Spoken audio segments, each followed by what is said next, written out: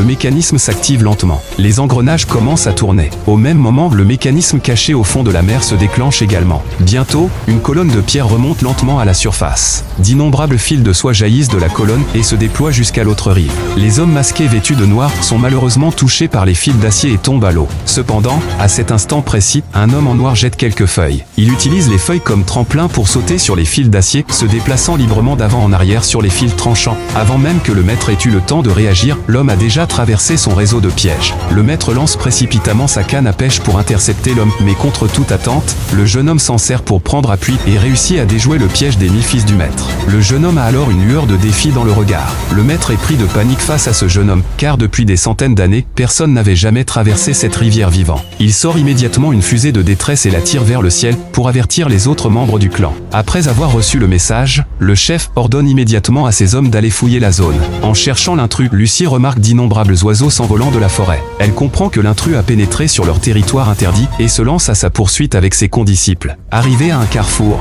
il s'arrête brusquement. Lucie cueille une feuille et la jette devant elle et découvre que la feuille est instantanément coupée en deux par un fil d'acier. En réalité, les siens ont déjà installé des pièges dans la zone interdite. D'innombrables fils d'acier, aussi tranchants que des lames de rasoir. Heureusement, la petite taille de Lucie lui permet de se faufiler à travers les interstices. Elle finit par retrouver la trace de l'homme. Mais au moment où elle court pour l'appréhender, elle glisse soudainement et son corps bascule directement vers les fils d'acier.